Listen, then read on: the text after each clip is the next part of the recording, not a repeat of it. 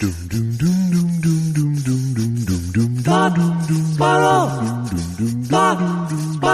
2 Jews, 2 mics, 2 hours, starting now. Can you hear me good? I can. And you? No, because I injured my throat earlier. Really? Yes, I did. I can only imagine you were being strangled. By my wife? I'll never do that. Remember that joke? AIDS. I'm not getting that again. I'll tell you that right now. A classic. A classic, right? Yes. Oh, I had something to tell you. It was all bubbling over me. Oh, bubbling. Your throat? Oh, no, it wasn't the throat. It was a segue from the throat to another topic that was going to be so delightful, but not so delightful if you forget it and you make a big deal out of forgetting it, and then you ruin the whole energy. How about this? The throat bone's connected to the... Judaism. Is that what you're going to say? Is that what you're going to do in the home? Remember we used to do this, Andy? Your name is Andy. Dick? No. No. I like the song. Why is it so funny to me now to think of myself in dementia later? It's not going to be funny when you know what? When I'm going through it, I won't remember that I was joking. Exactly. That's the good part. And you'll get to make the same joke over and over again. Over and over again. Unlike now. That's the thing. Right now, it must be annoying to you sometimes. You go, look, please, I know you have an encyclopedic memory, but you don't have to give me chapter and verse on every story I start. It's like talking to the lady from Cheers. No, Taxi. You're a regular Mary Lou Henner. It's like a steel trap. Uh-huh. But, even steel traps Rust. get old. Rust. Oh. How was your weekend? It wasn't so bad as you would expect. It was good. It was fine. The Mets are bothering me, but it's as we learn in therapy once a week. Uh-huh. As we learn in therapy, if you get upset about something, it's your issue. It's your issue. In other words, like when you watch sports, you may go, that guy sucked, this guy sucks, that guy sucks, this team isn't doing well this year. But you don't go to the point of, I have invested all of my self-esteem in how Edwin Diaz closes the game. No.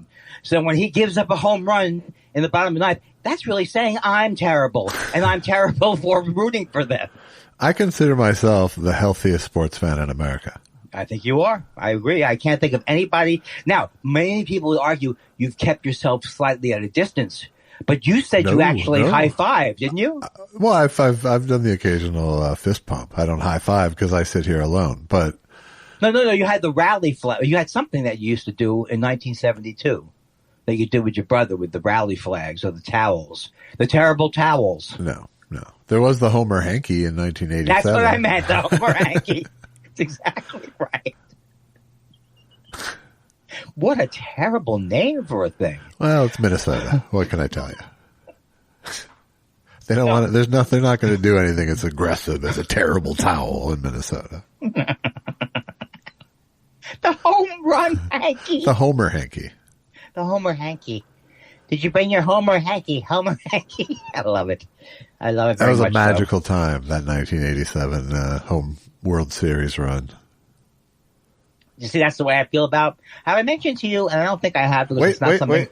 A Homer Hanky. Oh my God! Now, if you were any kind of person who cared about the show like I do, you would put that in the show notes. They talk about that all the time on podcasts. You go, and if you'd like, you can go to our show notes. Not even the show notes. Oh. You can go here and there and see the other interview I had with Josh. You know what those shows earlier. have? You know what those shows have? People who help. We don't have that. We don't have that. But we've also kept our operation lean and mean. It's true. You know what I'm saying? Yes. Did I miss Easter, or was he pulling my leg? Was it Easter and Stephen Elton Yates was telling me it was Orthodox Easter, or has Easter not happened yet? I assume it hasn't happened. You missed regular Easter and Orthodox Easter. There's no way. Yes, it's May. Put it together. Oh, that was like a cold shot of water in my head. Yes, it is May.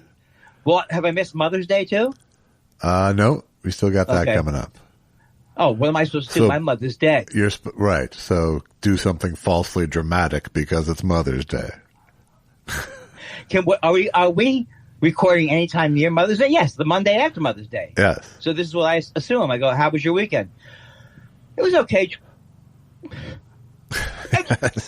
What's the matter, little tyke, little one? Mother's Day reminded me that my mother's is no longer with us. I can't cry. It's a shame. Every actor but me can cry. You can cry. I can cry like a drop of a hat. You can really cry It's 'cause like I'm Connie. No, literally, you have to drop a hat. Oh, that's the trick. Yes. I'm the guy who said at the callbacks, I go, listen, you fuckers, I have glycerin tablets. Is it a big deal? Glycerin. Any idiot can cry. What I'm doing is refusing to cry Here, because it would smoke involve this acting. cigarette. Smoke it. Now blow it in my face. It is amazing that I guess it's the one thing about Why acting. would someone hire you to cry? Really? Well, but that's the thing. But it's the one thing about you go, oh, you claim you can act. Okay, let's say you want to, what's the word when you want to take yourself down? Humiliate yourself. Not that, but like take yourself down. Debase? Right. In other words, so if the original concept going in is you couldn't play the violin, you couldn't do this, you couldn't do that, then Whose concept is this? not my parents specifically, but all of us felt that way. Okay. All of us felt that way. My sister, beautiful voice, she couldn't sing. I couldn't sing like her. I couldn't sing. So, what were we talking about though? What was this in reference to? I don't know. You could cry if you wish you could cry. Something about crying. Because, in other words, my core belief is I can't act. These other people are actors. I'm not Marlon Brando. I can't act. Right. I've been told I can't act. And I'm not saying I went to my parents and went, how about Marlon Brando? No good. Right. And that the only time they didn't do that is when I said, how about Mickey Rooney? That's your guy. Because that's what they constantly talked about was how Mickey Rooney made it. Yeah. Mickey Rooney made it. He did. Because he was short as well. That's your tribe. Right. And then the other thing was that I got these comfort from my childhood is we did at one point consider maybe growth hormones for you. You did? Really? Did you send a sample to the house? When did that happen, Josh? That they considered fucking growth hormones for me? Probably when they had to like make a bed out of an egg carton for you. So anyway, the point is that Did you ever take how much acting training have you done? okay, this is so funny because you're bringing up another thing that was a back and forth thing with me and Bruce for years and years and years. It used to drive me crazy. So I'm going to give you do you want the defensive answer or do you want the real answer? Well, since I know that there's a real answer. Okay. I wanted to be a theater major in college because all my friends were in the theater department. That's why I wanted to be a major. But the whole department was funded by this guy named Arthur Lesack. So in other words, people came to the university. Oh, Arthur Lesack's teaching there. And if you wanted to be a theater major, you had to take 8 or 9 of these horrible vocal courses, which I really, so in other words, was I afraid to be a theater major? Probably afraid to do everything, but that's not why I didn't choose to be a theater major. Right, But I did study with all these teachers for like 4 years. I had different teachers. I was in all kinds of plays for the whole undergraduate time. I was in, tons of plays and stuff like that. And yet Bruce, my manager, kept saying, you should, I think you should take some acting classes. I said, Bruce, I've taken that. So it was always back and forth where he would either say, it didn't mean anything or no, that was me. I probably was concluding that he was saying I can't act and need to take an acting class, which he might have been thinking. Who knows? Yeah. But I do feel I had a lot of training because I was really into it, and there were all these kids, and we were in all these plays. I don't think I could have been any more of a theater major. And the fact that I was an English literature major, that's another bogus category. So who cares which one I? So wait, that's the not defensive answer you just gave me? No. The answer. Well, as they say in therapy, you're looking at your attachment wound. This is an attachment wound I have. So I go right to it. All what? Right. So, but the thing is this, the idea that you couldn't act was emphasized by the very people who were teaching you. Not my specific teachers, because I had one guy who was great. But the whole idea was, you're not doing the method. You're not doing the method. You're not doing the method. And even my teacher was like trying to get me to do the method, and I couldn't do the method. So there is part of the tradition of actors is for the teacher to go, you suck. You care about this? I'll send you back to Russia with Grotowski's floor exercises. And I don't think that ultimately is a good thing to teach people going into a field that already is filled with rejection. I don't think that the reverse psychology of you suck, I don't think it's a good thing. But I think it's about the power of the people. Like, it was about Stella Adler's power. It was about Lee Strasberg's power. Yeah. They had to have thought they were big mockers, right? Everybody's telling me I'm the secret to their acting. Right. Well, yes. I mean, historically, a acting teacher abuse of power is a very real thing. But right. I mean, I don't know. I don't want to have an argument with you about your acting career, but I think the difference between the guy in Binghamton in the theater department and being in LA and taking acting classes where it's about the TV industry and the film industry and auditioning are two very different kinds of training. I think that's not a bad argument. I don't think that's a bad argument. And I did take, for example, a cold reading workshop with a leading, whatever his name was. He was one of the big casting directors. So I did kind of try to do things, and I did that on my own, right? Because I thought it would help me. But I think it got into, as you're saying it, I think, yes, I think. I mean, I guess my premise is that everybody who comes to LA has that much training. They've come through a theater department, right? But I guess my argument was, like my friend Janet Lazarus, she was a master of fine. If she had come into Omnipop and said, "I'm a master of fine arts," my argument was that Bruce would have respected that more. But again, these arguments. I don't know. I think here's the thing. In this town, nobody really respects classical education over experience. No, I agree with you. And that's why he would put Mike Fenton. Does that name ring a bell to you? Not Mike Fenton? No. He was Fenton and Feinberg were very famous casting companies. That's why. Jane Feinberg, Michael Fenton. So no. But the thing is, it's impossible to have should I or I shouldn't have had discussion about it, because obviously I didn't take them. And the reason why I didn't take them was for a whole bunch of reasons. And I'm sure, I don't see how me going out and finding someone even now who could give me voice lessons, I don't think any of those things would have hurt. So I probably should have taken some acting stuff. But I got so quickly into stand-up, and I was on the road and all this kind of stuff. And I just felt like I had so much experience that I thought my main problem was nervousness, not in my ability to act. Right. And the other thing is, most people do not know how they look when they act, or if they do, they think they look bad. Yes. Right? Like when you look at yourself, or we look at ourselves in the Fiddling Horse. Hate it. We're looking, not you so much, but when we're looking at ourselves in the Fiddling Horse, I'm looking for the faults. When are you going to be able to tell that I'm thinking about tuna fish? Right. When are they going to be able to tell? Right? Because that's assuming that the great actors always were method. And that was not true. That was the thing I bought into from my own acting teacher. Yeah. That is not true. Many of them were not. In fact, Jack Lemmon was like, how could I be totally into this character and then all of a sudden start whispering in a theater? He goes, it doesn't make any sense. But other people did really benefit from, I think Marlon Brando benefited from that kind of a thing. All right. Yeah. Well, yeah, no, it's just process, and every actor ideally adapts the one that works best for them. I think that any acting teacher who would have said to me is a combination of my own opinions with how it was taught, right? So if I took like you're saying, had come out here, and it would probably have been just a more practical thing where I could have gone over line readings with a guy and all that kind of stuff. Right. I don't think that would have hurt at all. And I think I probably should have done it.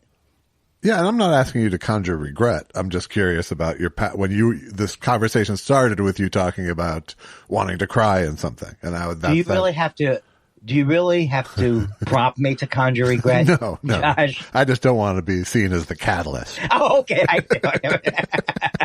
No, but you know, I don't think 10 years, and I always say this pre-therapy, 10 years ago, whatever, I don't think I would be able to even have this discussion with you because I would be so defensive. Right. It's only been the last couple of years I've said to myself, oh, if I want to get a music lessons, I will take music lessons. And if my fear is that the person's going, this is the fear. Why are you coming here? Right. Well, I'd like to have music lessons. What? Not singing? You're not trying to sing, are you? Right. Well, yes, I thought that's what the fear is. Right, because you attach delusions of grandeur to every activity you do. That's right. And other people don't necessarily. Do you like jokes like delusions of grandma? See, I don't necessarily like that. No, I don't. Is that people going one? See, I think puns. Okay, I was very happy with this. I sent to my. You know why I like those kind of jokes as episode titles to shows. That's about where I like those puns. Well, I came up with a pun, and that's with my. But of course, as always, I pointed it out to my therapist, and then of course that made her say, "Wow, that was a great one," because of how I had pun. So the point was, I had zelled her, and I've done things like this. My father has done things like this. He made a check to Bloomingdale's for the balance of his bank account once, right? So I made the check for the total of the bill, and it was not for the deductible. So it was more money than she was going to get. She goes, "You want me to send it back?" I said, "No, just keep it on the count." Because I zelled her the money, right? I said, "We don't want to get over zealous." Hello. And I said, I just came up with that. And then she was forced to go. She had to reassure you at that point, yes. Do you know? Because she was on the clock. Here's the thing, too, Josh. This is the thing. You could say it's sad, but you could also say it's growth. I still, after all the talking about it, I still want the driver, when I've triggered the walk, don't walk, which is questionable anyway, whether I've done it, whether I stay around to trigger the don't walk, that they drive by and go. And every time I look to see if they've noticed it, if they have, and then sometimes I go, this guy's really going to thank me because he absolutely saw that me pressing. I'm walking, I press. You try to get approval for pressing the button? Yes, wow. Because there was no reason. In other words, here's the thing. Because it's a self-serving move, really. It's not. You're actually slowing down traffic by pressing the button. You're not going to get much approval from a driver. No. It's only It's only this one specific light where you could really see that the people are backed up, and I've filmed it several times. But you can kind of see. But it's so. The thing about it is to go, well, yes, that's kind of crazy, and it's not. But it's not going away. But it's also not going where I go, I will kill somebody if I don't get that recognition. Right, no. I mean, at some point you just have to, there are some glitches you have to embrace because they're not going away and they aren't hurting anything. Right. That's exactly what it is. Doctor, you have once again arrived at the... I can't identify them right now, but it rings enough of a bell that I know I have those as well. Yeah. So good. Oh, man. But just want to let you know, once a week is good. Is really good for therapy. Is it? That's good. Yeah. Just because save up, there's a deeper reservoir when you go. Yeah, because sometimes it was I wasn't even thinking about it because I would be so much like they're paying for twice a week. I'm going twice a week. And I started out, when I first started, I felt a lot of anxiety, a lot of nervousness when I first went to her in 2016. But now there were definitely times where it was like, did I just talk to her yesterday? Right. So it was like, it just was a great thing. I really want hats off to her for, I guess people are going to say, well, why wouldn't she do that? Because I don't think every therapist is supposed to. Well, she's still going to fill the hour. Right. But so she's not losing money by letting you off the hook. True. But she brought it up. I didn't bring it up. Right. And that's where. No, it's obviously a sign of some progress for sure. Yes. Either the progress in her learning the way to manipulate me. Right. She's more efficient. Her last name is Eugene Landy, which I always think is weird. That's a warning sign. That's not just a warning sign. So, I've been trying to watch the trial more because not just because you said it, but I've been trying to watch the trial more. Yeah. going back and forth. But CNN is just the only thing about CNN is like they have those people in the tank for Trump who will speak every 3 or 4 minutes. Right. But I don't even mind that so much, just because you got to know. I mean, you don't have to know what the others are thinking so much, but I also don't want to just hear. Well, I've grown accustomed to your face. I've grown accustomed to the people on MSNBC, but I get tired of them too. It's like, sure. I mean, it's a terrible way to watch a trial. There's just no way around that when it's when it's a scrolling bullet points. But what I'm looking for is the most bullet points. That's true. That makes sense, and that's why you've been proud of the CNN coverage. Yes. Team CNN. You know what's amazing to me, and it is amazing to me, because here's what I did. I tweeted the other day. I said, because I was watching the Mets game, and I'm watching it as the Tampa Bay announcers, right? And you see Nimmo, he's safe on first, but the reason why he's safe is not he landed the exact same time as the other guy, but the guy dropped the ball. The first baseman dropped the ball out of his mitt, which you could clearly see unless you were a homer like these guys were. They were not looking for that because they were both Tampa Bay. And I was like, yes, he's in. And then I was like screaming at the TV. I could see from here the first shot. I could see the ball. And then I have to wait 7 minutes later and I go, oh, now we see it. So I tweet about this, and that's what I used to tweet about hours upon hours of time.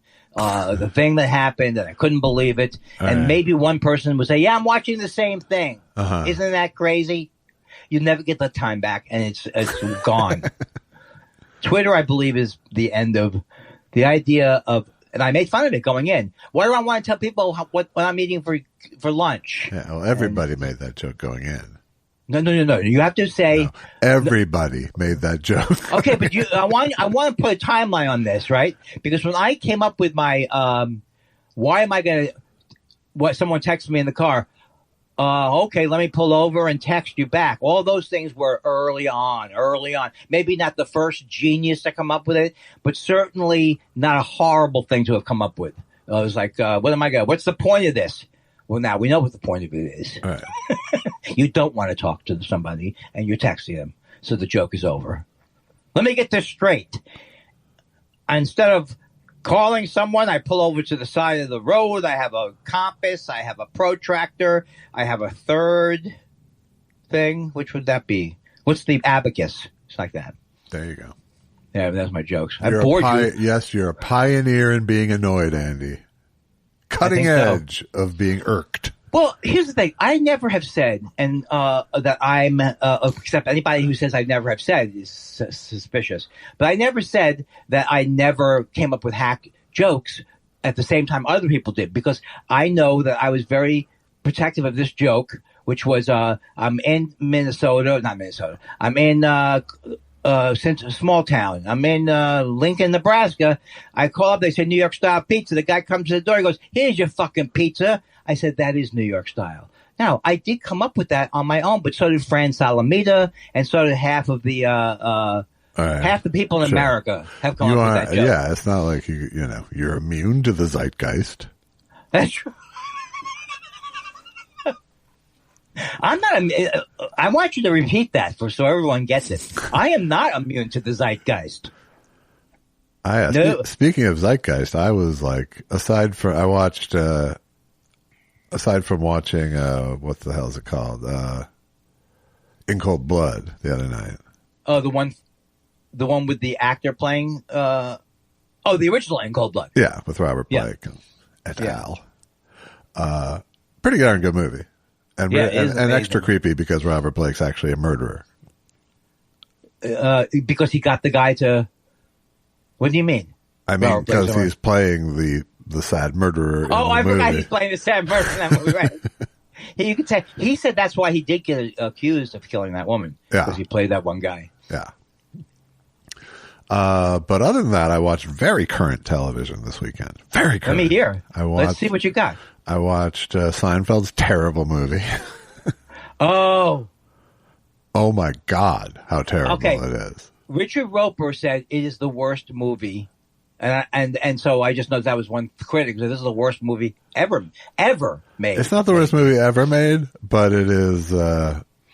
It's unbelievably bad, I would say. Like a 90-minute summer camp sketch. What did you laugh at? Did you laugh at? I didn't laugh. I did not laugh. I did not laugh. I think the Madman scene. There was something I laughed at, but no big swing. But it was really. I have not wanted to punch a movie like that in a long, long time. And he claims it's going to be they said that he said it was the anti-Barbie, but he might have been joking about that. Like they're saying he thinks he's coming.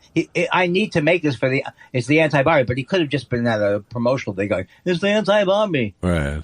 Oh, oh man. And, I should watch it on that basis, right? Yeah. Shouldn't I? And I don't think it was, leftist, PCism that ruined it. You don't think I don't so? think it was, no. Wow. So in other words, it wasn't because he wanted to, say, see you next Tuesday halfway through the movie or any of that stuff. I did see one of those interviews, and the example he made of how PC culture is ruining TV was an episode of Seinfeld where Kramer hired homeless guys to pull rickshaws. Right. We can never do that today. Okay. Is that what you think? What a tragedy that would be. Well, they occasionally ran up to the line of being tasteless.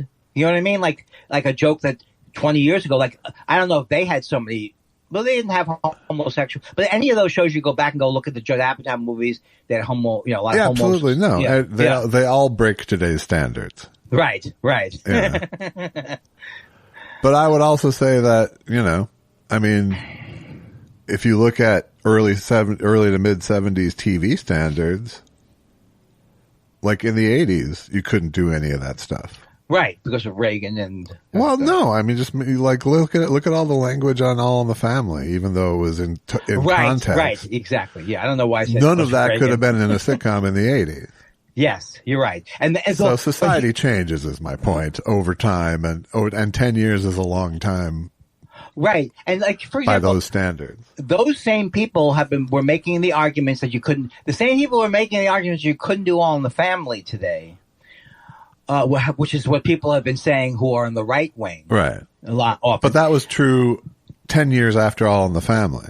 That was true. So it was true 40 years ago you couldn't do All in the Family. Right. So I don't think I would ever have denied that scared television people get scared by what the censors are worried about and write to that. Right. But the other point of it is that and I can't believe I'm even using his name because he's the worst human being. But Bill Cosby used to complain about the show because he thought that the comedy was gratuitous. Like they're laughing really at the observation the racist is making. Right. And the point is that he's not completely wrong about that. You do like Archie Bunker. You do like Archie, but well, yes. and inevitably there will be people who will side with him unironically. Exactly. That's why when I was the pushcart boys, the trailer park boys, when I worked with them, and most of the audience was fascist Nazis, I thought, but at some point, then you notice that you go, wait, who are we bringing in? Right. We're bringing a lot of Nazis in. Right. What are we doing wrong? Well, and that's such that's something that I've thought about a lot just in terms of stories. Is it's like, what do you do once you've hugely successfully attracted the wrong crowd? Yes. It's a weird corner to put yourself in. And that's what they put in themselves. So that corner right now is, regardless of how you feel, as they say on MSNBC, about, yes, does political correctness or whatever can be a factor, and these people go right for you couldn't do this. I've lost it. Well, I think there's never been a bigger market for giving people permission to be in touch with their worst selves. Oh yeah, that's what it is. I can't say this about gay people now. It's all this stuff. Oh, right. I can't say this horrible joke. And then you show a horrible joke from 20 years ago, even in a funny movie, and you go, well, we can't do that now. Yeah. Well, speaking of gay jokes about gay people, I also watched at least a large chunk of the Tom Brady roast last night. Oh my God! How could you didn't do watch that? it? Didn't watch it live, but I watched like about half of it because it's like 3 hours long. And so what now? Is Netflix saying we're not the Friars Club? We're not the Comedy Central roast. We got this, America. Yes. We're doing the roast now, And we're doing it with Kevin Hart for 3 fucking hours. so he's hosting for the whole time, right? Yes. Is it true that Tom Brady got mad at Jeff Ross? I'd like that to be true. I would like it to be. It appeared that he drew a line. He tried to draw a line there. Yeah. He got mad at Jeff Ross for making a joke about Giselle Bundchen? No, about what the Robert Kraft massage joke. Oh, that was too far for him? Yes. You better not say that. Can you imagine these guys like Jeff Ross? But there was so much so many gay bashing jokes and homophobic jokes. Oh, well, so the idea, one of the main things to go after is he plays football, he's handsome, I'm sure he gets fucked by other football players. He's gay. He's gay, right? Yeah. He puts his hand on someone else's ass. At least 4 people made a draining the balls joke because of Deflategate. Oh, my God. Yeah. So why does he do it is my question. Julian Edelman, pretty funny, though. Jewish football player Julian Edelman was very funny. Oh, cool.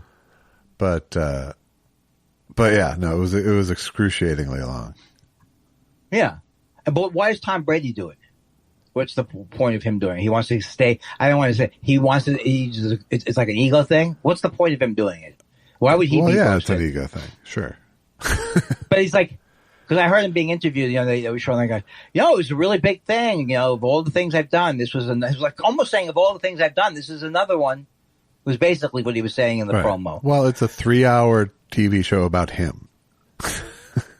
Do they obviously hired from the Comedy Central people too? I don't even know what I'm saying. There's something about Netflix being asleep. In other words, there's something about Netflix having no point of view at all, having zero point of view except what sells. Yeah. That just disturbs me. Like I was like, it's almost like a pilotless thing. Right. Like, we could do roasts. Let's do them. Sure. No, I agree. I mean, but that's true of all the streamers in terms of there's not an aesthetic. Right. Because someone says nobody. But it doesn't serve them to have an aesthetic. Right. Well, no, it doesn't serve them because it's like Comedy Central, like people saying they don't make new shows. Or I think you were saying that, or somebody was saying it. It's reruns, and then they still can't fix. Aren't they still rotating hosts on the Daily Show? Yeah. It's not. That's not good.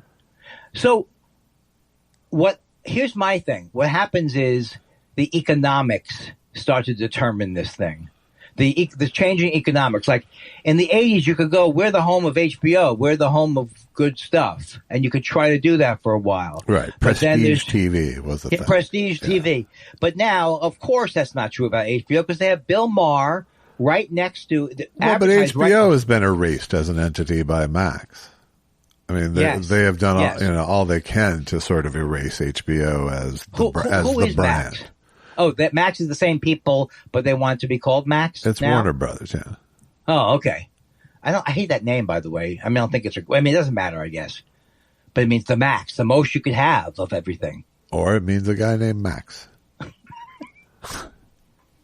So, you've been singing the praises of Spectrum cable and telling me how good they are. Uh-huh. And I am trying to get, it's like, I keep, it's not that we have arguments, but I'm a little bit more like my brother. Like I can't stand. I want to pull the plug. I want to pull the plug out. Like my brother won't called cutting the cord, my friend.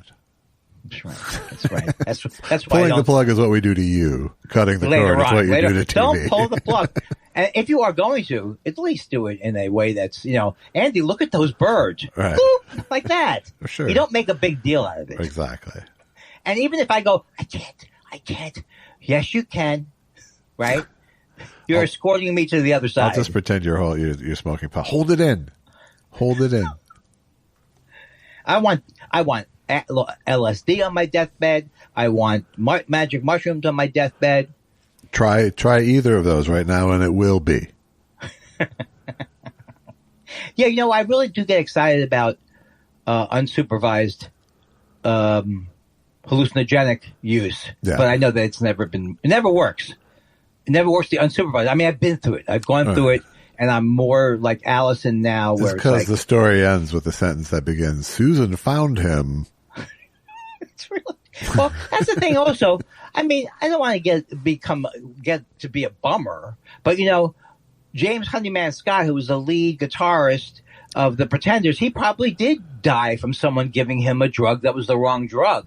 But back then, that didn't happen. I mean, you literally will die. If I had a kid, I would probably tie them up into a room. They will die if they buy a pill from that's not from a pharmacy. They're going to die. Right. Because there's fentanyls, and I don't know who's the genius rocket scientist who thought adding fentanyl would be good. Are you telling me there's like a slight line where it's really good, dead, really good, dead? Apparently, that's it. Yeah. So you say to yourself, I have Narcan. I'm saying like it was not true. When I was 18 or 19, I did stupid things, and if I felt like I really was going to die from it. So I think maybe if I was that age, it would be way more serious because we didn't have any of that stuff. We would like I always had that joke about going to a Grateful Dead concert. I go, hey, take 3. They're weak. I didn't even know what they were, but I knew 2 wouldn't be enough. So like indiscriminately taking things. Yeah. Just never even thought about it could be bad stuff. Right. The brown acid. Right. So those days are over, I'm saying. Is me buying from a hooker? Not a hooker. From a dope dealer. Right. And saying, and not so bad. And I even can't believe now that for years I was in this gray area in because did I tell you I went to Austin and I thought it was legal? I think I told you that, right? Yeah. Oh, yeah. Well, and the guy selling it on the street, well, it's all legal now, right? No. Stupid. Yeah, but realistically, like nothing would have happened to me. Yeah, I mean, the worst case scenario is you get a ticket in Austin and your parents are dead, so no one has to. No, but they kind of warn that sometimes you can be taken in. I don't want to be taken in. No, you don't want to do anything with fingerprints. No. Now, I was trying to think of what I watched this weekend that could compare with. One more. I have a question. I have a question. Do you know what episode of Hacks you're in this season? I think I'm in the 3rd one. I don't know. Because I think I'm almost done with Hacks. I just watched the first 2. And it's not bad. It's still good. Okay. I can't even. But I'm just over it. I'm just over it now. Okay, I don't care about her showbiz career, but I care about yours enough to watch another week. Don't screw up my future. You know how many fans of the show and people who were invested in the show, including Marsh, what's her name? Jane Seymour? What is her name? Seymour? No, I know. She's an excellent actor. She's fantastic. She's a wonderful person. No compunction about that. I didn't even know I thought compunction was one of those phony mafia type words. No compunction. It's a Damon Runyon word. Did you watch the Kentucky Derby? I did not. I missed it. I turned away to watch basketball, and then it was. I watched the Kentucky Derby, and we record all of it, and then feel like we don't have a fast enough forward, like we need to get a times 120 speed. Because it's literally, first of all, there's 8 other races that day. So that's 80 other names. Poison Central. That is girl. Hooskow. Hey, we got the gold. Hoist that I wanted more. I was like, hey. Your father's mustache. It's your father's mustache or head. And now so is your armpit purple, which was my father's, one of his. So is your armpit purple. It's coming up on the rear. Mother-in-law nagging in the rear. And it's Beetle Bomb. Terrorist horse is coming, But when you do actually watch it, and it's fun. It is fun to watch the thing. And, but you don't take anything out of it. Yeah, it's really great to watch a bunch of fucking people walking around pretending they still have slaves. It's fantastic. It's quite a pageant. That's the thing that's amazing. It's like this reverence for, it's like, I don't even know what that Kentucky Home song is. I just feel like there's racist verses that they've left out. Sure. Oh, now, Kentucky Home, where things are the way they used to be. It's a little too antebellum for my taste. But. Yeah, that's right.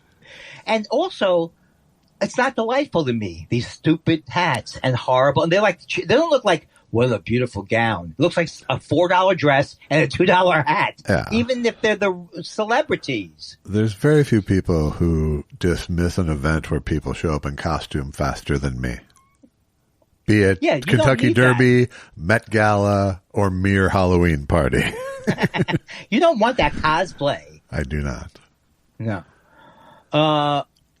But then even the Democratic guy, the Democratic governor, I was like, good to see him, but he was a little bit like, Kentucky, we've done this, we've done that, and we're going to do this, and now let's welcome the winner. It just doesn't.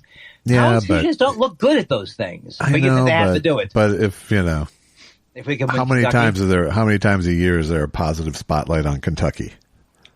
Well, whenever Rand Paul gets beaten up. Didn't he get beaten up by his next door neighbor? He did. What kind of a person? I mean, I'm not saying his next door neighbor wasn't crazy, but can you imagine what kind of a human being Rand met? As if there was no other indication that he's a horrible person, that he was pro-slavery, it was anti-civil rights. Yeah. Look, I personally wouldn't go to a place that didn't serve black people, but that's my choice. All right. And that's your choice.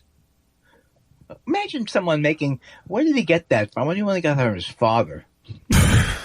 Ron Paul might be worse than Rand Paul. I think Ron Paul is worse than Rand Paul, but it doesn't racist. really matter. No, they're both racist. They both crossed the awfulness Mendoza line, bringing that back again. You know what? I'm glad you're bringing the Mendoza line back, because if I hear one more Occam's razor, right? Or what's another example? Schrodinger's cat.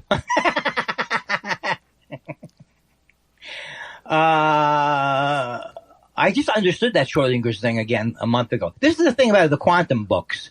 Now you say Schrodinger's cat, I go, I kind of know, but it's like I'm racked. If you said, what was that Schrodinger's cat thing?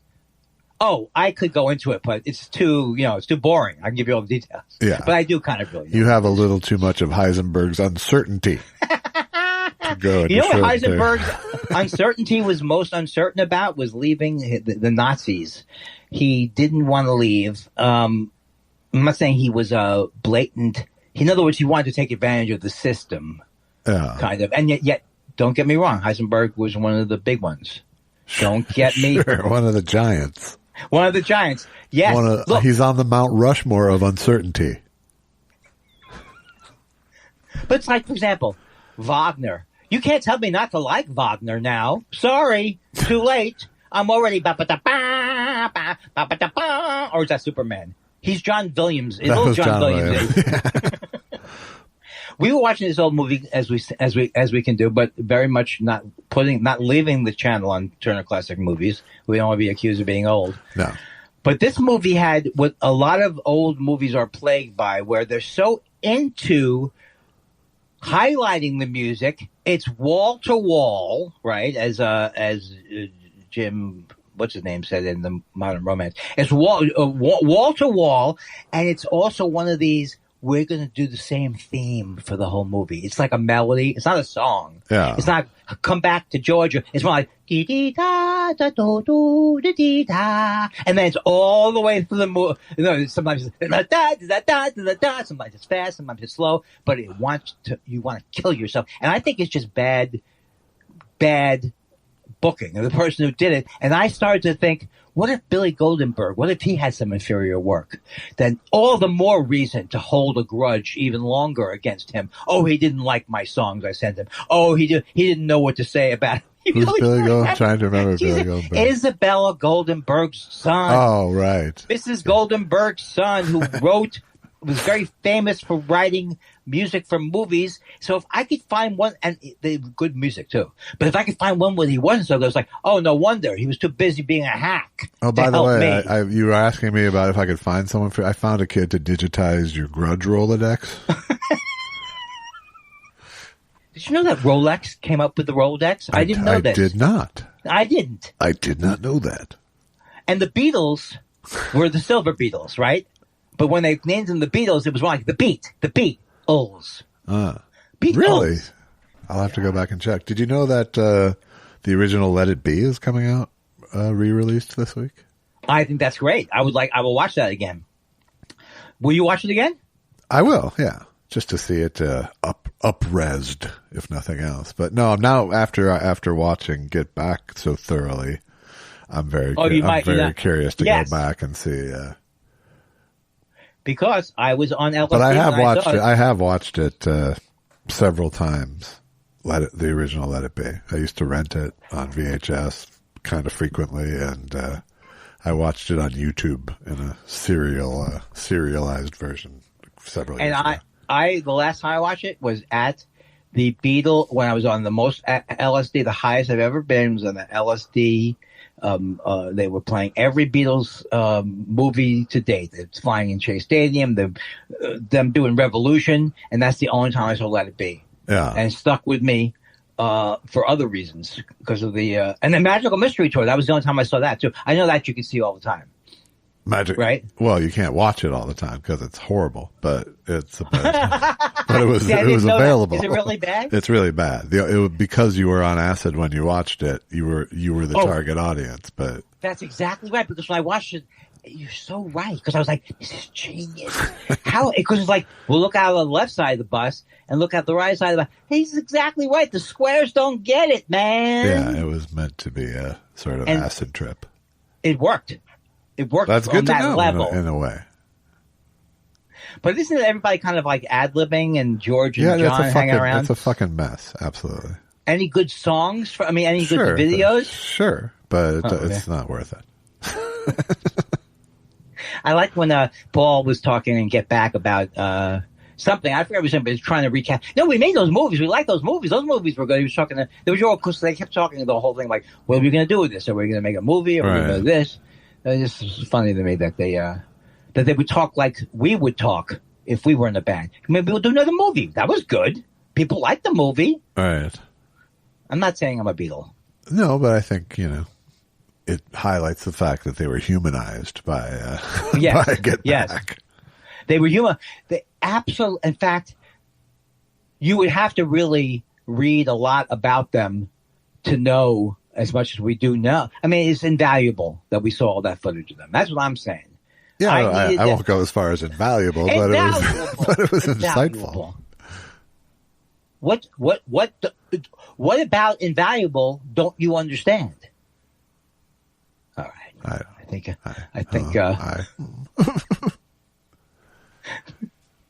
I saw my friend Ken Pisani this week. Ken Pisani I went to grade school with. He's an old friend of mine. And when I did this the Sports Illustrated swimsuit special, he's the one who got me that job. Oh yeah, where I was the comedy, right? So, but he lives, and then I said we're going to get coffee, but we're supposed to get coffee this week. But then my sciatica acted up, right? Uh-huh. So now I'm walking on my walk, no limping, and he drives by. He's like, "Hey, how's that sciatica?" In other words, because he still thinks I'm on the sciatica. I got busted. So I'm going to see him this week. He wanted to take me to a place. I don't. Have you ever been? I was there once. M Coffee. I think it's two Dark Roast. Yeah. So I think. Yeah. Have you been there? I have not. No. The M place. No. All right. Why is this better than previous? Why is this any better than previous episodes with me, where I just go off into other? Was like an old man going into. Did I say or imply that it was somehow better? It is better. It's somehow better. Right. I feel it's better because there's less. I think you've tried. I think the last week was I could tell just in the editing that you were tracking all the way through for the most part. It was good. I could tell last week. Even when you derailed, it was very back on the rails very quickly. That's interesting too, because that creates in me an expectation. Here's what I just realized. It's not that I can't if I acknowledge, yes, I'm not getting things today. That's one thing, right? I'm not getting things today. But I think people don't want to do that. They would prefer to just repeat what you said and pretend they are with it. Right. Yeah. Yeah. No, you're much better off. I'm happy to give you a prompt at any time. Well, thank you. Oh, that's right. And you actually look delighted. And I still haven't remembered the one thing that coming into the show that I was going, this is going to kill. This will put us over the top, in fact. The problem is that sometimes that exposes my poor listening skills when I can't get you back. That's the thing. That's the B story. That's the B story of this whole show is that you have ADHD. Right. There's just so few pauses, it's rarely exposed. Where did I see? I was watching The Real Housewives of New Jersey, and they all were smoking pot. Yeah. And it was the greatest episode because they were all laughing. Why? They would be more like this. They're laughing. They can't. And Joe Gorga goes, what was I talking about? He goes, I can't believe it. I lost my train of thought. He can't believe it. This happens to me 45 times a day, Joe. 40,000 times a day. And he was actually like, what the hell? Oh, it's the pot. Well, what's my excuse? You think it's the pot and the dementia and the... It's not the pot anymore. I stopped smoking pot 3 years ago. Whoa, completely. What? Completely. Then you stopped too late. That would be the other way you go with it. I've stopped now for 4 years. Yeah, but you smoked for 57 years, didn't you, stupid? Damage done. I told you that Stewie Lerman, I brought up to him that when he was in college, he had stopped smoking pot for like a year, and I always remember it because he was a big deal. And he goes, that was the worst move I ever made in my entire life, was taking prime years off as an undergraduate to not smoke pot. He said it was a mistake. He's been smoking pot the rest of his life. But it does make sense now when you think, yeah, that might have been a bad timing. You're like a junior, you're in bands, and you're having fun. Now I'm going to go through a strict regimen. Right. But you're setting up, discipline for a whole lifetime during those. That's true. Time. That's true. That's probably what I missed out on going to college, not going to college for very long. That's nonsense. I have more discipline? Huh? Oh, that's Are you saying I have more discipline? No, I was comparing myself to Stewie Lerman more than you. Well, that's the interesting thing about Stewie Lerman. He went to special musical school. Not like it's not special musical. He didn't go to the DeVry of musical schools. He went to like whatever, like Berkeley, like Berkeley. Not Berkeley specifically, but something like that. And he was unbelievable, like a conservatory. Like a conservatory. But here's the thing: in college, Paul Gray was the greatest lead guitarist I've ever seen. And also Stewie was the greatest lead guitarist I've ever seen. That's a lot of talent at Binghamton. Oh, God. It's so dismissive. Mr. Paul Reiser, you wouldn't have came out of there. Mrs. Carol Leifer was there. You didn't say that when she... Stephanie of Flo, the insurance lady, came there. Uh-huh. Well, was always a nice lady. Years later. Years after. I know, that's the thing. That's why I told you when on the road that I almost like... out of habit, go, oh, you're from Boston? Do you know any of these people from 1988? Right. Ask your parents. But that is something that's a little bit crazy amount of years. Because it used to be where I knew the people to some degree. But now it's really like, right. I don't know what you're talking about. No, there's like, it's turned over twice.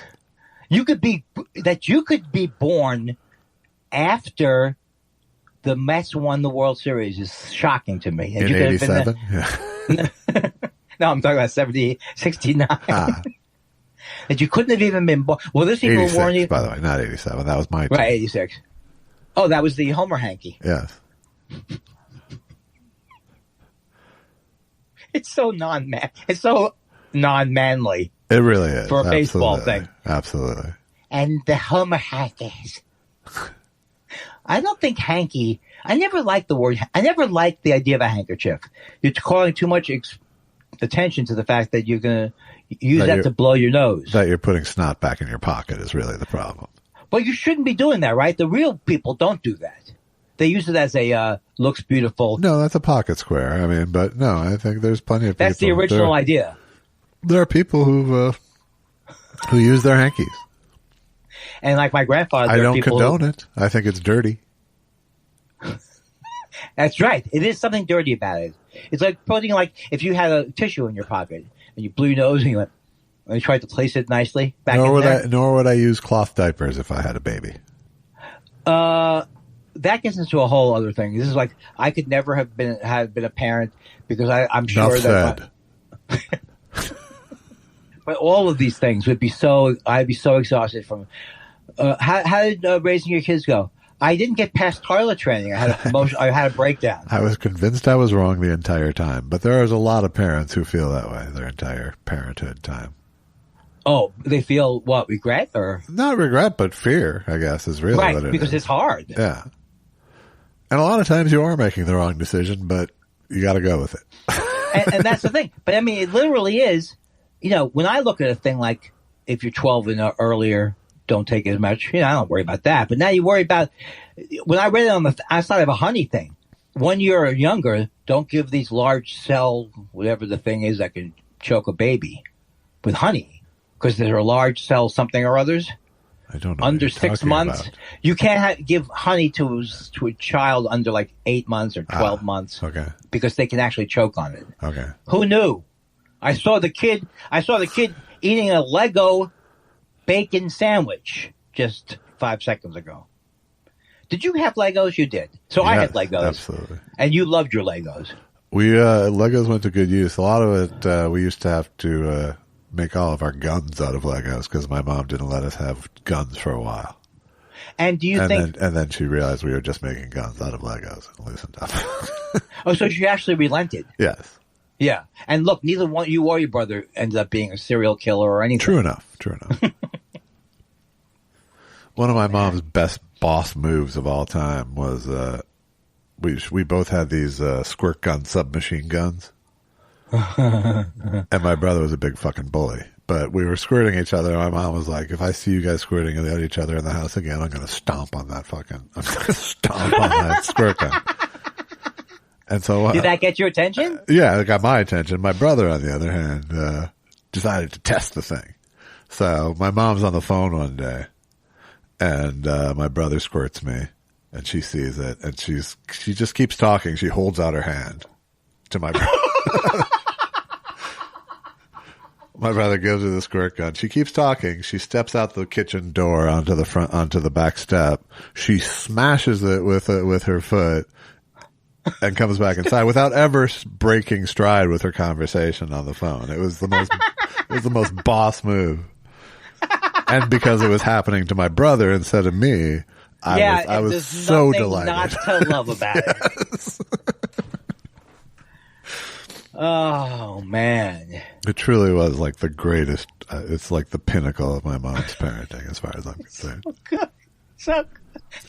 She spent so much time thinking she couldn't control us, or but that she just had such fucking mastery over the situation at that moment. And those were like fairly expensive because they were complicated. They were literally. It was literally just a squirt gun that was vacuum formed to do a thing. It was the same mechanism as a squirt gun.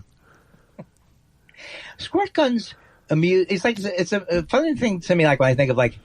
When you get older and then you look back at your toys and you go, why did I ever, you have natural, why did this ever? Right. And then, so I always remembered kind of enjoying the squirt gun and then. Well, my brother valued things as torture devices to me. So that had No, I'm thinking like, why the Slinky? I think it's been proven now the Slinky was overrated or. I disagree. Not overrated. I disagree. I think in terms of bang for the buck, in terms of what it actually is versus how much fun you can have with it, I think it's a hell of a toy. All right. Well, I'm wrong about that. Then. I think you are. I think you are. Well, for example, people said, I'm not going to enjoy Candyland. I'm not at age 60. They said, well, you will enjoy, and I didn't enjoy it. No, I think your instincts were good there. Thank you. I'm joking about that. I did play a one that in New York that I haven't played in a long. It was like a 4. You could deal out 4 cards, and why can't I remember cribbage? Simple? No, it wasn't cribbage. It's like you deal out and you add up things. Jenga? It can't be Jenga. It's not Jenga. No. Uno. Jenga. It's Uno. That's what it was. Uh-huh. Yeah, it was Uno. I haven't played Uno. I have not played Uno since the late 1970s. I actually thought it was pretty fun. It wasn't bad, and I don't like any board games at all. Yeah. Except Trivial Pursuit, because you like it. What's the thing with Uno that you're supposed to say to end it? Uno.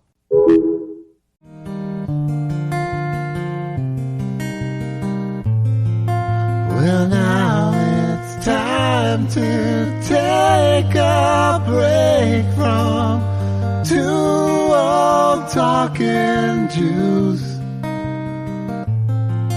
But we will be back to try to make you laugh in hour number 2. Huh?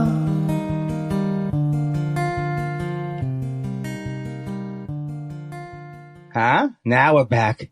That was Touch and Go. Really? Yeah. You traveled as Touch and Go as with a partner for a long time, didn't you? Would you stop touching me? Go! Ladies and gentlemen, Touch and Go are coming to the Cerritos Auto Square, the Cerritos Theater, right next to the Cerritos Auto Square. Touch and Go. I like the Cerritos Center for the Performing Arts, by the way. I haven't been there, but I'm not saying I wouldn't like it. I've been to the Servite Theater. I've seen Randy Newman there twice. And I saw Bella Fleck and the Flecktones there once, too. How could that be bad? That's a great thing. It was good. It's a schlep and a half, but there's parking and it's a nice theater. Well, just remember, that's where I used to work. That's my old haunting grounds. Cerritos? That's where I used to. Yeah, I used to go door to door. In fact, there are some plaques up on some of the Martin Street, I believe, is one of them in Cerritos. Yeah. And you go in. It's hard to see the plaque because every single development is exactly the same. Yeah. So you really have to. This is where you were selling siding. Don't for the company Siding with the Enemy. Oh my God! Don't what are you talking about? Don't denigrate my early work. Siding with the Enemy. I got it. No. I didn't get it until the last time. I know. Because I was thinking about what I was going to do. I know you. It's me. Siding with the enemy. You know what? It didn't get me because all I thought about was I started to think about Reagan and how horrible that time period was, which was not your point. That was not your point. Siding with the enemy. Right. But we didn't sell siding, I guess. That's what I focused on. I know. We sold patio enclosures. You know what a patio enclosure is? I do. It's pretty self-explanatory, isn't it? No, because you're thinking about a whole room edition, which would have to raise your I'm taxes. thinking of screens. No, this is better than screens. This is like all year round. You're going to love this until 6 months later when you call the company and go, this is a piece of garbage. Yeah. You've installed in my house because it's the early 80s and everyone's got. Well, why was it that people were spending in the early 80s? Because they had money. What was it? What were they spending? How were they spending? Was it aerospace? Who? How was when spending? Reagan came in, I don't think the average person was spending much on aerospace. No. No, but when Reagan came into office, there was all of a sudden a boom in phony business from him opening up. I think it's because drastically high interest rates came down. Mm-hmm. Right, which was because of Volcker. He's the hello. I'm hearing a sound. Do you hear that? At least you heard. All right, let's go over my. You want to go? You would prefer to go? I thought of a good name for judgmental people. Yeah. Oh, have you met the Nurembergers? Everything's the Nazis with them. Thank you, Nurembergers. I guess I'm never going to use that in a. Not so much. I mean, you have to use you have to throw judgmental in there to not have it just be pure Nazi. Yeah, because when you mention Nuremberg, people are not going to automatically get what you're saying unless you make it clear. No, they're just thinking crimes against humanity. Yes. Which is not where you want them in a comedy space. Many people have said our show is a crime against humanity, and I say no. I say no to that. A bunch of Nurembergers, you say. Well, I'm trying. Okay, well, let me think then. There's got to be better names for my parents because they really were, though. My whole house. There was this judgment at Kindler Burger. Judge and Mrs. Dredd. Judge and Mrs. Dredd. But the thing is, we were very scared. But don't forget, there was epigenetics. Yeah, I told you about epigenetics, oh, right? God damn. You're feeling the pain of your ancestors, not just your parents. Okay, so here's what's the deal. You're feeling trickle-down pain. Well, I'm feeling actual pain. So here's the thing. It was not, I know, everyone's hanging on this. Wait, give me a second so I can put a little jingle in. Old Jew Medical Corner. Okay, go ahead. I don't know. What is it? Is it that? Do I not talk? I mean, I barely talk about things like that. About my medical stuff. Yeah, it is. I'm very private about it. Yes. So I'm going to go into today, but please don't tell anybody. A lot of personal injury attorneys buy billboards. You buy them to list your personal injuries. I have filed. That could have come out smoother, but it's not a bad joke for you. Say that. Oh God! Because I started to think about. They call me. Some personal injury lawyers buy billboards. I buy billboards for my personal injuries and grudges. I don't add. You hate when I add to your jokes. Well, I hate when it hurts them.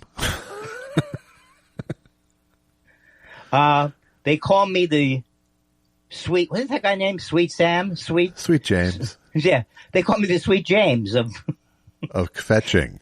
Of confession.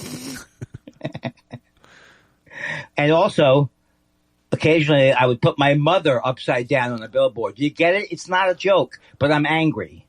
All right. You're a wonderful crowd. All right. Personal injury lawyers. How come they don't have "you've hurt my feelings" lawyers? They probably do. Sure. Okay. That's what Trump has, Trump has spent hundreds of millions of dollars on those lawyers.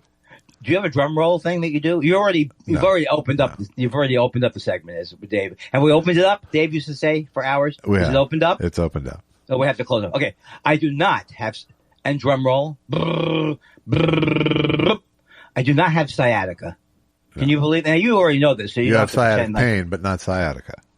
It's not sciatica at all. Well, it is if your sciatic nerve is shooting down your leg with pain. Please don't correct me when but you know I have. But you don't have a ruptured disc. Oh, so you're saying he's saying I have muscle spasms in my lumbar region, and he said if I had a herniated disc, I would have different symptoms. That's the thing that was amazing about it. Yeah. He goes, "Do this, do that, boom," and I was like, "I love." You know they have offices and they have doctors and you can go to them. Yeah, that's what I did. I went to a doctor. I didn't. Now. You asked me, was all my self-diagnosis wrong? No. I do indeed have Heberden's nodes. Yeah. Heberden's terribly those are the kind of things where you see a picture and you go, yep, that's it. That wasn't that hard. That one I kind of believe. I believed you on that one. Right, and you're never going to say to me, he's a great diagnostician, Andy. He's unbelievable. You see how he go. So here's the thing. I have had these things. Can we describe this to the audience? Yes, they look like warts or something on either side of my knuckle. What is that called? He said it's right at the perigial. Yeah. Because you've got the perigial. You have growth at the perigial. They're not so warty so much, but there's a pronounced bulge on the top section of each of Andy's fingers, I would say. Right, and it comes and goes. A golem-like bulge, I would say. So. They come and go. I didn't realize that. I thought. But he also said, He goes, "Is it painful?" I said, "Not on my left hand." He goes, "If it's not painful, there's nothing you need to do it." I said, "But my right finger is like a middle finger's trigger finger." He goes, "Up, that's right, trigger finger. Here's the referral to the hand surgeon." But what's he going to do?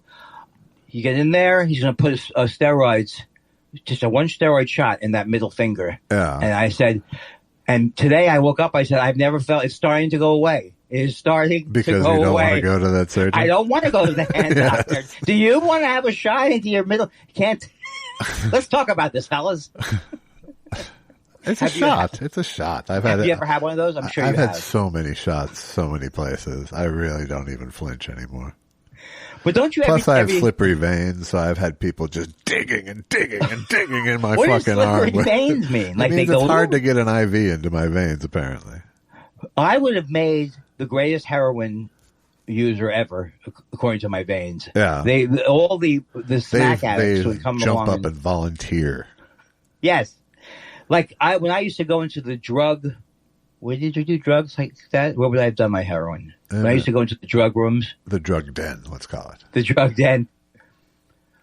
I forgot what I was going to say. Oh, no. They would say to me, one guy, he was a junkie. His name was Shiv. How about Junkie Sam? Let's just go with Junkie Sam. He said, he was very high. He was nodded out, right? But then he came and he said, you would be a great candidate for heroin because you have fantastic veins. Yeah. So you never have to worry. What do you mean I never have to worry? No problem getting the heroin into your veins. And you went, stop injecting me with your eyes. Do you think that Keith Richards really did what blood transfusion alleges? No, what Bill Hicks alleges. What did Bill That Hicks he shot heroin up in the vein behind his penis. I don't know. And still touring. Meanwhile, Jim Fix is dead. Meanwhile, Keith Richards shot up in the vein. And I was thinking, that can't be right. Nobody shoots up in the vein. It could be right. I bet he had help if he did, though. Why am I going to you with this kind of junkie talk? I don't know. I'm not your guy. Oh, man. The thing I'm doing tomorrow night, I didn't even realize this. It's not even a stand-up show. It's some sort of game show. I saw your promo. Yeah, I had no idea. It's a pop culture game show. That should be good for you. Well, Jimmy Pardo, I love Jimmy Pardo. When Blaine Patch is there, he's going to be great. Yeah, please say hi to Blaine for me. I will say hi to Blaine. But Chris McGuire is putting this together, and then Thursday, he's explaining things to me Thursday. It wasn't until Thursday that I realized it wasn't a regular comedy show. Yeah. So I kept... that I would have liked to have done. Yeah. Seriously. That kind of thing I would have loved to have done. Your highway. Yeah. That would have been, okay, next time. All right. That I know what the gig is. Sure. You know who you could have been? I think you would have, who would you have replaced? Who cares? I don't know. Okay, well, I have other things I wrote down. Instant Judge and Mrs. No, that's it. That's it? No, that's stuff you wrote down today while we were talking. Okay, well, what else do the listeners? We no one needs to see behind the curtain like this. We can have more flow than what else should I say without asking you how you are? Hint, hint. It's not even that. It would be good if it was that directed. It's more like, I guess I should pause so fuckface can get something in there. I've stopped calling myself fuckface. Oh, really? So it's just me now? You're the one who said that I had too much anger, and I, like an idiot, didn't realize that was the best place for the anger to go. Out on you, out on loved ones, and now I keep it inside, and it's like I'm killing myself with hernias. But it's not a herniated disc. I'm very glad about that. That's good. I am very glad about that. I think you will. You can physical therapy your way out of this box. Well, that's the thing that was amazing, because when I went down Wednesday... If you go... Okay, here's what I'm going to do. I'm going immediately to physical therapy, and I'm going to wait on the hand surgeon guy. First Forever. of all, he doesn't realize he's dealing with one of the greatest guitarists, even though it's my pick hand. Oh. It's one of the greatest guitar. I should have someone like Randy Newman goes to. No, he doesn't play piano. Yeah, someone like Randy Newman. What if his hands were going on the fritz? There's no Hebridean salve. Are you just loosening up your mechanism for later? I am, in case I ever go back to it. Salve? I was going to go balm, but I think salve was more medicinal. God bless Chris McGuire, though, because all of my things where I sound like I didn't know what gig I had taken, he was very patient about that. What do I do? Is that my set? Do I come in? He had this idea. Is that my set? He goes, no, it's not about sets. Very nice and patient explaining to an old... That's how you have to do it. You have to do it, because why get angry at an old Jew like me? Well, I mean, I have reasons, but you don't, because I have become stepping up to the plate every week. The last few weeks, I have not, and I never injected heroin. I was chasing the dragon. Yeah. Why has heroin become my new go-to hilarious topic? I don't know. I really don't. I think you have heard of that chasing the dragon, though, right? Yes. That's it started with heroin. In other words, people wanting to smoke. I'm not doing it so much. I'm just smoking it. No, whereas you go with weed and hope it'll be like heroin. Well, no, I never... Just keep taking more and more and hope it'll kick into heroin zone. First of all, I do not want to do it. I will not. I promise you on my honor that is one thing I will never try. You know what? It wasn't a fear of mine, really. That's true. I have more fear of when I do coke at a party. And I know now I would never even do coke at a party. What do you know what you're snorting at First of all, you being at a party with coke is dubious. Secondly, I don't think you would have any trouble walking away from it. I did want to say I was very sad this week. But have you ever turned down coke in your life? I mean, you may have stopped doing it, but have you ever since turned it down? Has it come up? I believe I have, but I'm afraid of being in a party where it is. I am afraid of that, but I'm not going to do it because fentanyl, you're going to die. Fentanyl, you're going to die. But yeah, the thing about cocaine is it's a terrible drug. Considering you're afraid to go to parties, I just think that this fear is gone.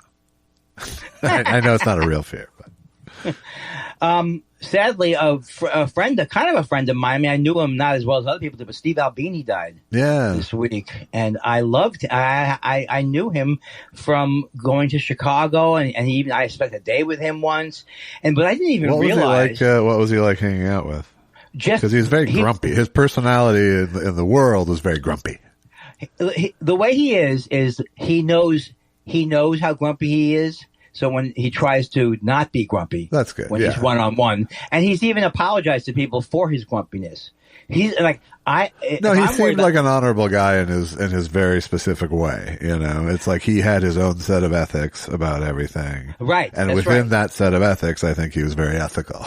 You know. Yes, and he was, and he didn't believe. It was a thing because he didn't believe. He did later on charge high prices to be the engineer, right? But he didn't take points or producer credit. That was how he could justify that too. Yeah.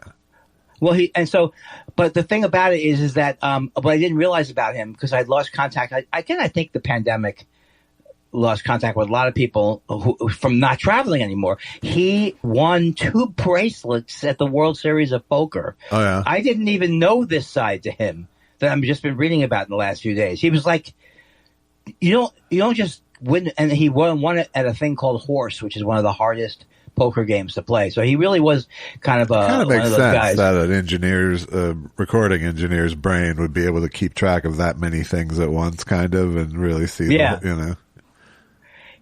You didn't listen to any of his music, though, really? Did you? No. Well, here's what happened. I tried to listen to shellac, and I don't really. But I mean, even the stuff he produced, you're not really into. Oh, I do like Nirvana. I did like that Nirvana album. Yeah. In utero. Yeah, but no. I don't know that well. I mean, even like Maynard, I don't even know his group that well. Maynard, who had the Perfect Circle, but then he had. What was the name of his band? But Janine used to play around, come in and do comedy with Janine. I don't know. Maynard, now he does wine. I've told you. Caduceus. Oh, come on. Don't make me do it. Don't make me do it. I don't know who you're talking about, I'm afraid. Okay. So very sad though. And also, like, if you go to his Twitter page, like I went to his Twitter page, just like he says, he'd spent the day with Fred Armisen and he says amazing things about it. He's done he did a thing with Mulaney and the thing is, he is, if I'm the guy who gets in trouble for what I say about other people, he went further than me.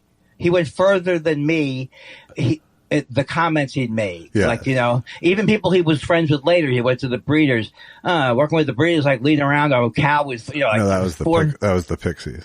Pixies, right. Okay. Pixies. Did the Pixies become the Breeders? Just one of them. Just one of them. Yeah. So, but he would say these, and he'd say terrible things about, he said Nirvana was REM with a fuzz box. I don't even get what he's, like, I don't hear like he hears, so I don't get what he's upset about. But I don't know that he was upset. I think he was. I mean, it was a little bit dismissive, I guess. But no, he apologized later on. Yeah. Not towards the end of his life. He didn't know he was dying, but he did apologize for how cruel he was. Yeah. Earlier, I've done that to a certain degree. Why am I placing it like I'm the Steve Albini? I haven't won one World Series of Poker or anything. I always want to put myself in the same thing with, I spent time with Steve Albini. I'm a genius. Right. I produced all these great groups. Conan the Vicarian. Like that. And I want to do a shout out to to Rich Brotherton. If he ever wants to call into the show, Rich Brotherton. The actual one or yours? The real Rich Brotherton. Yeah. I watched the re-release of Let It Be the other night.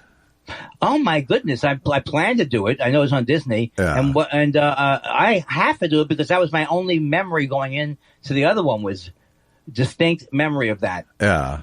What was your take? It's such a huge letdown after seeing Get Back, really, because you know everything that's missing and every piece of context now. And I mean, it's not like he could have done Get Back, right? So, but he could have done a more. Well, I don't know what he could have done. What was his name?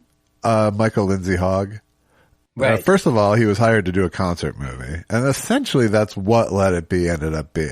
You know, because even the stuff in the studio, it was more whole takes.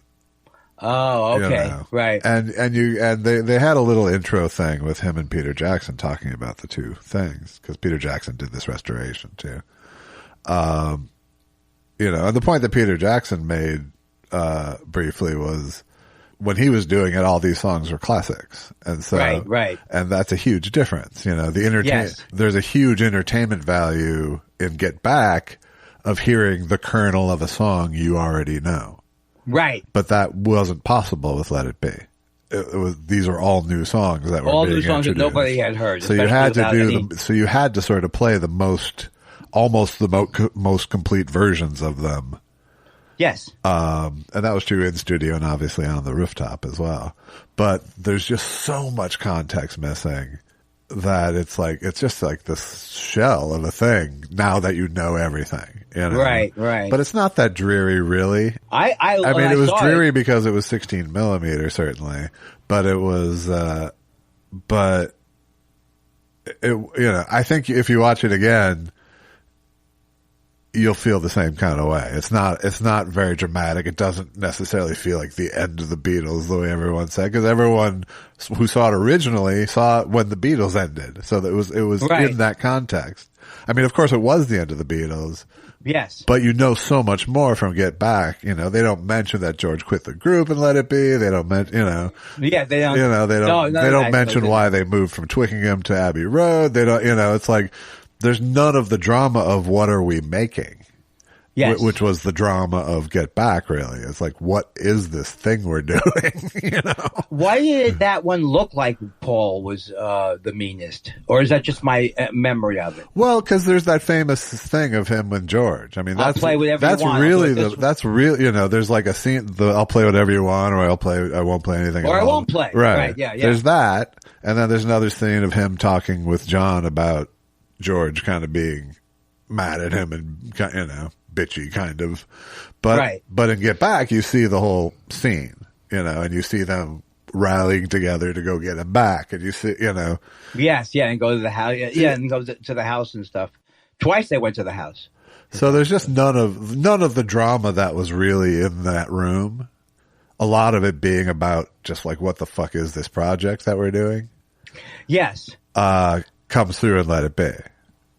You don't get any sense of the source of the drama because in Get Back, Michael Lindsay Hogg is a major character. Right. You know, and in Let It Be, he's not at all. Glennis Johns isn't in the movie at all. I mean, they don't there's none of them in the control room. There's like so much less than you remember in Let It Be. Well, there's no explanation of why Billy Preston is there. He's just there. Oh, right.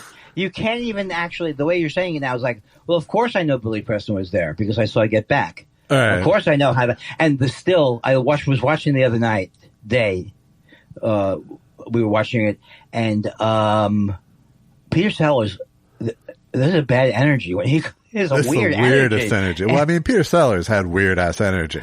But there was like a weird sort of, it was like almost like a standoffish fame off going on in there, you know. And he goes, well, like the Beatles who all worshipped him. Yeah. But they were now bigger than him at this point. And I think he was acutely aware of them being bigger than him too, you know. Right. Well, what I've heard was that he generally wasn't happy. He generally wasn't happy. He was a very unhappy man, and people around him felt that acutely. I read a biography of him. So he wasn't. It wasn't like a fun to be around him necessarily. I don't think so. I mean, it probably was more fun working with him. Yeah, because he was going to make you laugh at least. There was some his, but that was also a source of tension, though. Is that Ringo was the reason they had Twickenham Studios is because Ringo was about to make a movie there with Peter Sellers. You know. Oh, the Magic Christian. Yeah, I mean, this all took place the month before they shot the Magic Christian. Oh, so there was a little bit of that tension too, of like Ringo's the guy with the heart out here. Oh my God, yeah. So there's even stuff. Well, I was going to tell you something that I just hope you remember this, and I hope everybody remembers this. I've only seen Let It Be once in my life, and it was while I was tripping crazy on LSD. Tripping and it was the balls, same, we call that. I was going to say that, but I never said it before, so I thought it would be weird. I'm tripping balls, and you're right. And you shouldn't have said it. No, I shouldn't have. It was the greatest night of my life up until that point in terms of like LSD and all that stuff. And I loved everything. And I thought that everything was so great and brilliant. And I thought that it was like, man, they really told Paul McCartney over whatever that thing was. And then Magical Mystery Tour. This is the great. So I'm not a good person to review any of these things. Right. But I do remember. But what I'm saying is, it not just because of the LSD. It was a great thing to see even back then because it was the only thing we had, and it asked questions. But it was just the only thing you had where the Beatles were in their natural habitat. Yeah. Not being cheeky, you know? Right. Invaluable that we had. I know. Well, they had paid. What were they there to tape? They had paid for a concert film or? Well, that was the project. That was the proposed project was a concert film. But, right. You know, but they didn't have song. You know, the thing was we're going to write these songs and then perform them. I think was the. I remember loving the part on the roof. So that part. Yeah, but that was. Yeah. But as you saw in Get Back, that was a last ditch save to try to get them somewhere performing together on camera. But I remember that being captured in the original. That it was kind of exciting in the original Let It Be. That it was. Yeah, but less. You know, again, it's like you know everything that's happening around it now. And you know that there's great moments that they, you know, even in the context of it was then, and you know, there was still way better moments there to be cherry picked out in telling the story of what happened. But nonetheless, I could see where Mike, you know, see where he was because ultimately this had to exist. There wasn't you couldn't say this is the last thing of the Beatles at the time, you know. And you had to promote an album that would be coming out with the project too. So you had to sort of feature the songs. Right. More than Get Back had to, you know. So, you know, it was a puzzle that I would have solved differently, but you can't be totally revisionist about it and go, yes, he fucked up. He told the wrong story. He didn't really, he just undertold the interesting things that were happening, even if they weren't negative, you know. Well, I wonder were there people all looking over his shoulder while I'm sure. I'm sure. I mean, just the Beatles themselves, that's a lot of pressure. That was the thing that I watched it. Oh, it was in the background for a little bit when we were watching it, you know, and somehow it was in the background, and then I realized that the songs start after 3 hours. How long is the whole thing? 6 hours? 8, I think, total. Yeah. If you just listen to the background, you think this is like the worst blues band I've ever heard in my life. There's so much noodling in that movie. There's so much noodling, and you have to. And there's nothing they can do about it. There's nothing. You know, you want them to go into all their old songs, but they do show you that they show you the process of how people jam and then try something new. Like it's not. It both isn't magic and is magic. You know, when you see Paul figure out Get Back, it's magic. Yes, you know, but when you see them hacking through and slogging through and playing 1950s songs to kill time, and you know, it's a slog. So it's like it's like everything else. It's like there's moments of magic, but creative work is a slog. I love in essence, you could never have a better way of showing people coming up with actual lyrics because they came up with the lyrics of Get Back. Again, none of that in Let It Be. None of that is in Let It Be. So that insight. See, I used to think when I was a kid that the Beatles were geniuses. They knew every single word that they wrote was genius. Yeah. And everything was planned out to be the greatest music of all time. I mean, it's just one of those things. Sure. Like, that, you feel, and then you see the real thing, and it's again, another thing about, like, you can't be a songwriter. To myself, I am a songwriter, but you suck or something like that. Did you write something like this? So it's like, my thing is like, it's Sweet Loretta, all that stuff's coming from God through them into the, you know what I mean? Right. And it's like, I'm sure there were songs like that came out like that, just like, like scrambled eggs. There's no way to talk about the Beatles without it already being too much that you're talking about them. Scrambled eggs. Just wanted to be preemptive. I knew if I would have said yesterday, you would have said it. So, well, it does crack me up the way Paul, even though he's a genius, it could be the big one. Even though, of course, he's a genius, but the way it's like, oh, I saw this thing on Penny Lane. There was a barber selling photographs, so I put that in there. It doesn't help that you know what it was. Right. Right.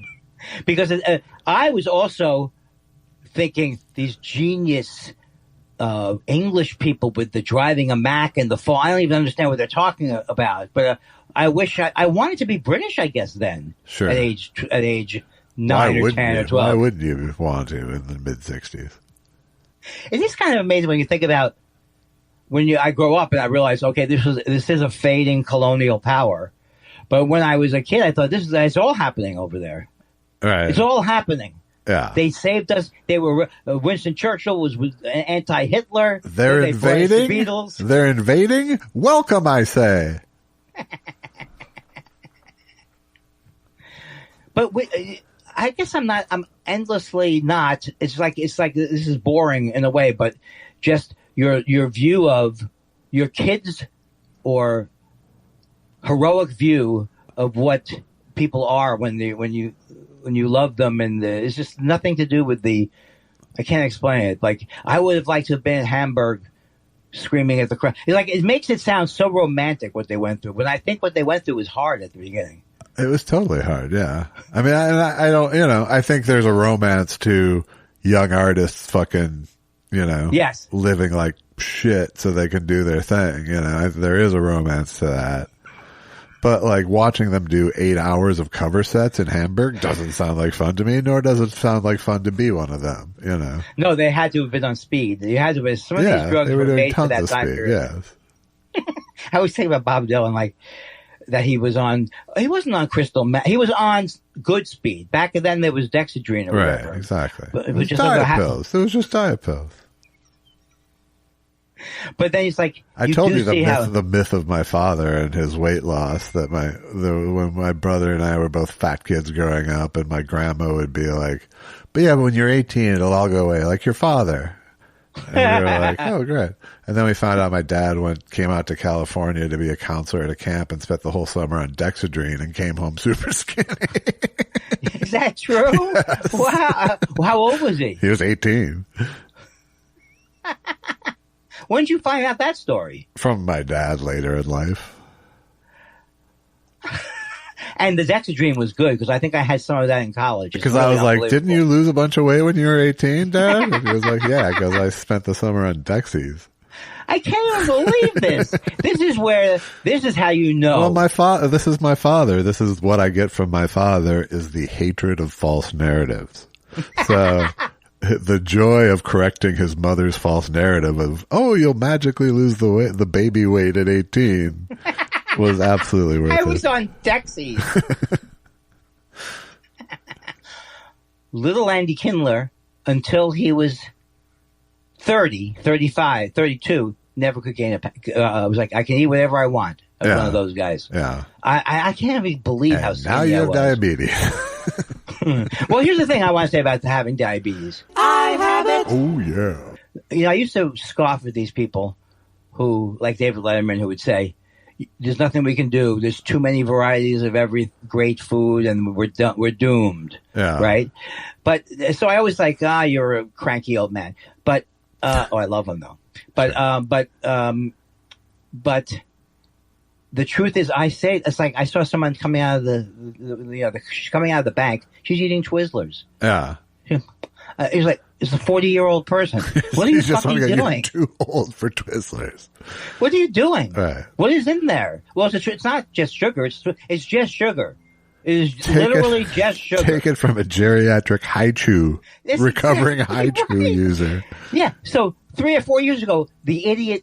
Well, here's the thing. My sister, who struggled with not just struggled with weight, struggled with being judged and all that kind of stuff. Right. She at first was going through this thing with Janine Ross, I think was her name, just like you, body acceptance. But she never said to me, my sister never said to me, look, eventually you have to cut out the Coca-Cola. She never said that to me because she was always like, oh, they say this, they say that. She was very radical on every part of that issue. Yeah. Right. So she always would interpret everything as they don't know what they're talking about. And so some of it was true. Like when she would go in the hospital and what they thought like diet food was, right, would be like artificial, not having dairy or whatever. But she also was radical about it. And so I never saw I was almost like, yeah, I'm drinking Coke. Yeah. Right. Because I was always defensive of her not being attacked because of what she was doing, but never learned that the Coke is not good for you. Never really learned it fully. Right. When I was a kid, my dentist had a big glass Coke bottle on the counter when you came in, and it was filled up like 2/3 of the way with sugar. Wow. Did that affect you? Yeah, it made me aware at that age. It's 8 teaspoons, it's like 8 teaspoons or something like that. Well, this was like a big bottle, so it was the correct proportion, and so I became very aware. I mean, my mom was like fat phobic. My mom had so many of her own fat issues and body issues that there was no way for it to not seep down on me. Yes. And growing up, there was all kinds of diet soda and crap in our house like that. See, my mother was crazy about food. She hated to gain weight. So she passed it on to the daughter. But she would be like, her thing was more deceptive. It was like, she didn't like my father used to drink Tab. I remember that. But then my mother always would like have a little Coke here and there, a little Coke, maybe she didn't have diabetes. So that's probably what it is. And I just hate these people who didn't have it now. I mean, what is this? So you're saying there are people who can devil may care with the Coca-Cola under no circumstances is great for you. Yeah, but in moderation, it's not that harmful. That's right. It's not that horrible, and that's a terrible habit to have. I was fighting for the high chew guy. I'm in great health. I'm not going to worry about a few high chews. Now I'm like, it's like I'm so scared of any kind of sugar coming near me. Yeah.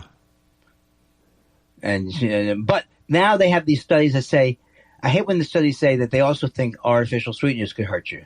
They always throw that in at the end of the study. Also, artificial sweeteners aren't good. Right. But they haven't proven that, have they, Dr. Weinstein? Seems like they have. It seems like, what they find is that, the body reacts as if. I don't know if that's true, though. I don't want to believe that that's true because I like diet sodas, but I don't drink that much of them. But I think it is all in moderation. I think if you drink carbonated sodas all day long. My thing about diet soda has always just been, it is just water and chemicals. Not to say that non-diet soda isn't either, really. High fructose corn syrup is basically a chemical. Yeah, that's a terrible thing. I don't think I ever need that or need to order more of it on my meal or anything. But it's just like diet. It's like it's all science based. It's all a chemical formula, and I've always sort of tasted that this doesn't taste like the realm of food to me. Well, that's why Olipop. I've been drinking Olipop, but have not yet looked up to see if I'm wrong about it. So I have to look up and see. Fortunately, I love water, so. That is unbelievable. To me, if after I go, oh my God, I need something, and then I'll see a bottle of water, it'd be like the last thing I think of. Yeah. And that's not good. I mean, I like Pellegrino's my fave, so, but. Okay, so you like, so you're someone who would go get a hint, like a case of hint. and love it. No, because I'd rather have plain. I would rather have plain sparkling water than any. You don't buy that I really don't I don't like faintly flavored things either. It's a ripoff. I don't like something that gives you a soupçon of a fruit. And then a Brazilian rainforest cherry. Like, I'm going to taste that. Yeah, I mean, hint water is above average in terms of its use. What's that? Hint water is above average in terms of its use of that, flavor technology. And the worst name ever for a beverage. It's like, hint, hint, your breath is bad. Oh, I thought it was hint, hint, you're getting dehydrated. Also, this woman, whoever she is, I can't stand her, and I think she should be deported. And I don't usually get this upset about things. Wow. She's the Lumet woman. And it's not misogyny. It's not... what's Lumet? Lumet, it's all body. It's an all body. You can use this on your body. Rub it on your ass. The sort of... she's kind of like a Laurie Kilmartin type, but with she's like in the camera talking about you put it up here and you put it up here. Laurie, I hope you don't listen to the show, okay? Because do not listen. He doesn't mean it the way he said it. Yeah, she's like, yeah. I'm just talking about in appearance and countenance. And she's trying to be like, hey guys, earthy. Yeah, earthy. Just rub it up against your butt crack. Put it on the butt. I can't stand, as you know, you're a big fan of the enjoy the go and all this stuff. Uh-huh. I don't like it. Enjoy the go. Why don't you isn't there certain places that can be off limits to talk about? No. I don't think there should ever be a boundary to joy.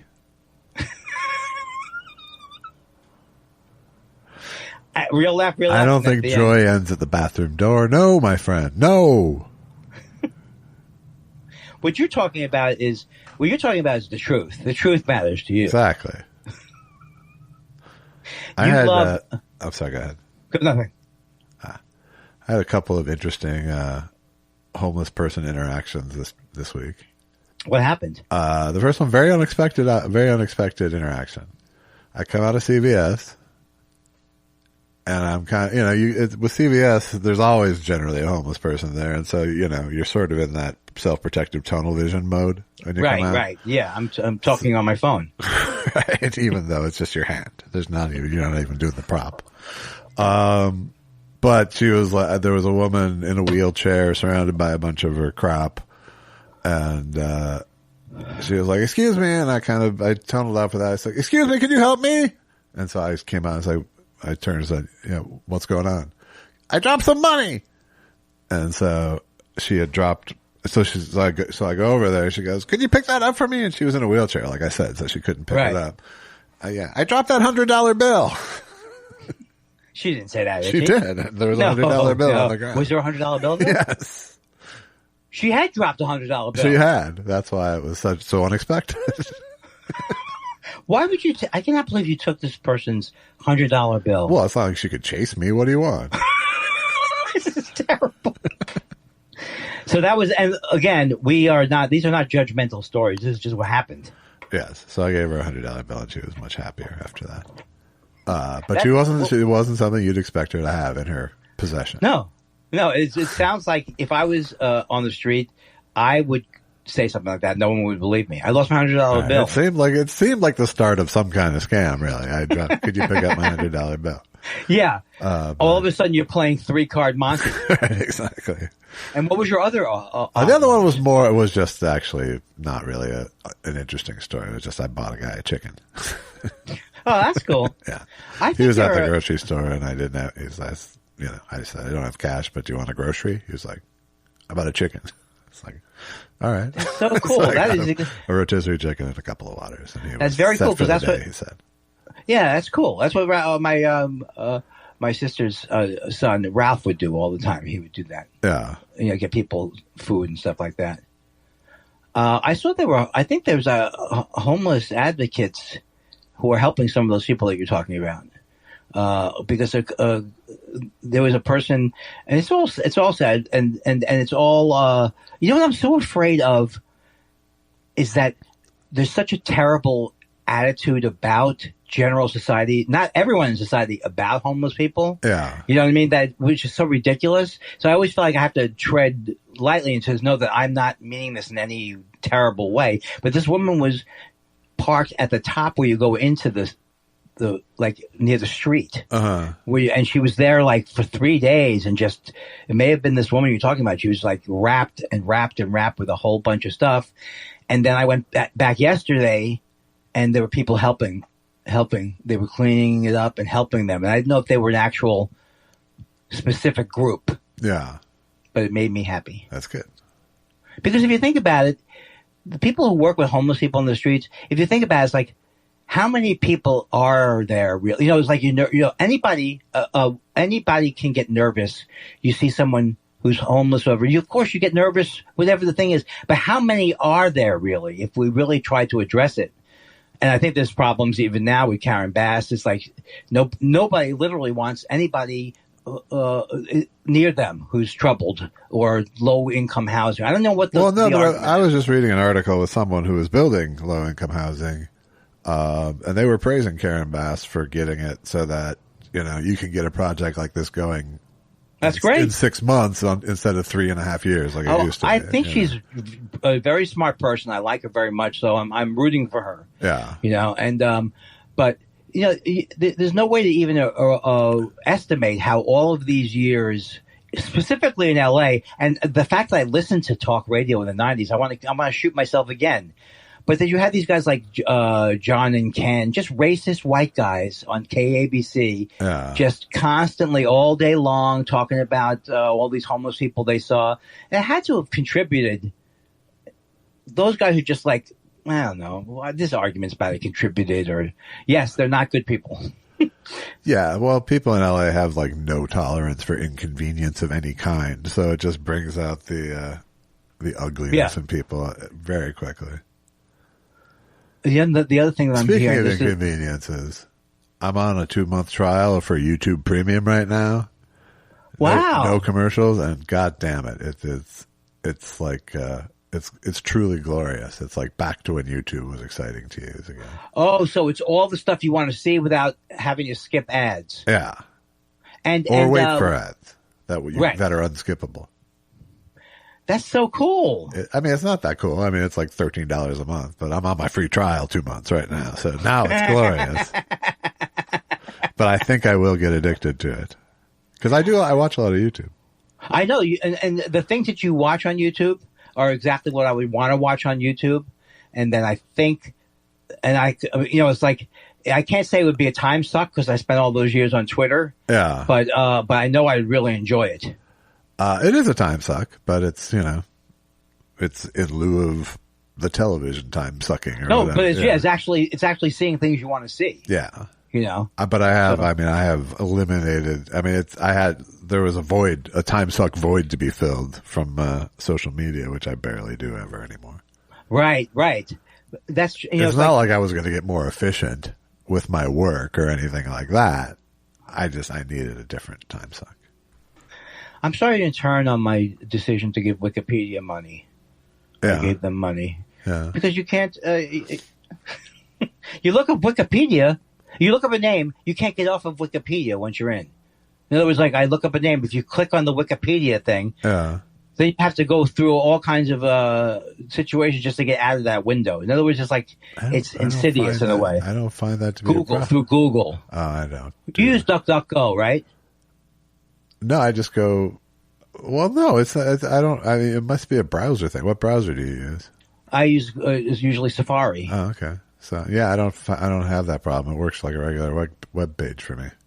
Well, another one of my stories. It doesn't hold water. Oh, I see. Are you talking about when you just like it's in an article and you click on a word and it comes up in its own little Siri window? Yeah. That's funky bullshit. You don't need that. Yeah, who needs that kind of nonsense? I like when you commiserate with me. Yeah. That's my favorite time. You were right with that one. We're running up against your hard out. Hold on one sec. Let me read a few letters, actual letters. Okay, cool. Our old friend Rai is here. Rai is here. Rai is here in email form at thoughtspiralshow@gmail.com. Hey, Josh, loved hearing of your guys' visits to the Bay Area and near Andy's mom's beloved Fisher and Fajita village of Sausalito. In the early aughts, I'd created a bit for a San Francisco cable access station. After being recognized a few times, I felt some sweet kinship with Josh's whiz kid roots, back when I'd catch Tom and Dr. E's double duty on Channel 23 for the Twin Cities. Speaking of... You know what that's, you know who he's talking about there? Yeah. Mystery Science Theater. Oh, such an idiot. I'm still an idiot. Speaking of the TC Metro, you recently referred to St. Louis Park, which is my hometown, as at least historically Jewish ghetto-like, leading me to feeling really ignorant above the history there. I always presumed in my passes through your town to be middle class or higher as other surrounding burbs, of which I was raised south of the river. But I suppose my filter and observations had been limited by my Gen X age tier, plus the old Scandinavian, Polish, German background more commonly found in the greater region. I'll just skip ahead here. This is also, IRIR is also related to Mike Lindell. So that's to give you that context too. He's not literally related, is he? Yeah. Cousin. So... But let me just answer this since it's a longer letter. St. Louis Park, not literally a ghetto. It was ghetto in the old sense of being shepherded into one area. But St. Louis Park was the first suburb where Jews could move from North Minneapolis, where they had been ghettoized previously by covenants and zoning laws. Right. So there was a great exodus from North Minneapolis into St. Louis Park in the 60s. Wow. Yeah. Also, Minneapolis, that whole area, I always would be going up to Minneapolis, such a sophisticated, wonderful people. But the cops have always been terrible, and it's always been terrible for black people. It's always been a racist town. It really has. Yeah. I wasn't acutely aware of it when I was there because it was also a pretty segregated town. Right. Exactly. That doesn't mean there isn't great stuff there. Obviously, there is great stuff there. Why am I saying things that are for the obvious people? Don't get me wrong. I should just have a podcast. Don't get me wrong. Don't get me right. Perush is here. Andy, or he doesn't say Andy. He says, Happy Pesach. Hey, Andy. Here's how I know I'll be in your Thought Spiral documentary. I'll be the one documenting it. Anyways, Mazel Tov on the Austin shows. I can't show up to Moon Tower. I have a kid. I did mention it to Katie and Tweet Bahara Kathy and Tweet Bahara that I'd be game for a Spiraler's coffee, but I think they decided to keep you for themselves. Oh, okay. Some kind of emoji after that. Josh, you're the greatest. We don't know how you do it with this. Fill in the Zieg Fauci quotes. Anyways, the annotations are still going 800 pages strong. Yours always, the Thought Caddy, Perush. That is very good. I just want to let Perush know that we did talk about him when I was there, and we talked about, and Kathy and I wanted to use Tweet, and Tweet said that he had a kid, and but I wanted to meet with them to get coffee, but what happened is that Tweet Bahara, he wanted to meet earlier, but then he had to actually leave for the weekend, and then so I couldn't even believe it, and I called him, and then so later on I said, yeah, well, okay, that is a good thing. So I say, well, just put your name in Sorry. You got anything else? Wake apnea again. I love you. See, the nice thing about the email is you get people's secret identities come out. Like, this is Walt Naughta's. I know his real name. Yes, that's... It's not really Walt Naughta, people. The subject is questions. I miss them. Where else do we get the sometimes absurd questions? When else are we going to getting a James Mason impression? When else will we hear Andy say pussy lickers? Is Mama Dick the Third okay?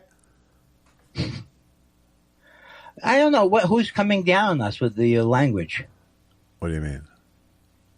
I missed again, you'd think that I would be better with the letters because you're doing them. I can't see them, right. But I've still allowed me time to space out. It's still not going on. It's still not going on. He was talking about the lack of questions. Remember? Oh, okay. How we used to do this, where you used to get even more fablunged. Do you think my honesty is better, right? Than not I think it trying is. to trying to fool you. Yeah. Brian says, "Hey guys, I love the new format where you don't answer questions on every episode. That being said, I do have a question for Andy. On a recent episode of The Doughboys, they were talking about sharing a cab with Andy in Montreal and how delightful and funny he was. Mitch and Nick also said they wanted to have Andy as a guest on their show. My question is, will you go to the Doughboys podcast? And if so, which chain restaurant would you review? Keep up the good work, gentlemen. You give me something to look forward to on Monday." Thanks, Brian. Thank you, Brian. And I think Brian's the same person who hooked me up with them on Blue Sky. So yes, I remember talking to these guys, and I remember there was a lot of fun, the show they do. And then I was thinking about what chains. I haven't settled on a chain yet. I haven't settled on one yet. Yeah. But I would do something like a Houston's or, I have to see. I have to get the vibe of the show more. But I'm very excited about the idea of going on there. There you go. And I want to thank Brian. Is it Brian? Thank you, Brian. This could be the on-ramp. Alan says, "Dear Josh and Andy," actually he said Andy and Josh, "after Seinfeld's recent woke leftist comments, I resisted watching Unfrosted, but succumbed to the curiosity. About 10 minutes in, we're introduced to two kids, about 10 years in age, burrowing in a garbage dumpster, eating discarded prototype food products, looking for a delicious goo. I ask you, gentlemen, with his billion-dollar hoard, is this what he thinks is the rest of us live like? The movie score was distractingly over the top, and the whole thing is a tonal mess. Thank you for blessing us all with your edgy pastry humor, Jerry. Much love to you both, and rock on." Well, I gave my review earlier in this show. Well, not only that, but I mean, what he's saying is exactly true. He has not lived a life with people, so he has to think about what it would be like to be a regular. He has no idea what it's like to be a regular person. And it shows. Well, these were kids, and this is all taking place in the 60s, too. I don't know if that's I don't know if that's the criticism of this movie to hang your hat on. Really? You don't think it is? You don't? And first of all, those two kids were among the best performances in the movie. God damn it, I was trying to hang up on you. You didn't even sense it. I'm so bad. No, I did sense it, but I had more shit to say, and you were being ahead. rude. I'm sorry. I don't mean to be rude, and someone like me should never actually. Good night, Mr. Hardout. Good night. Who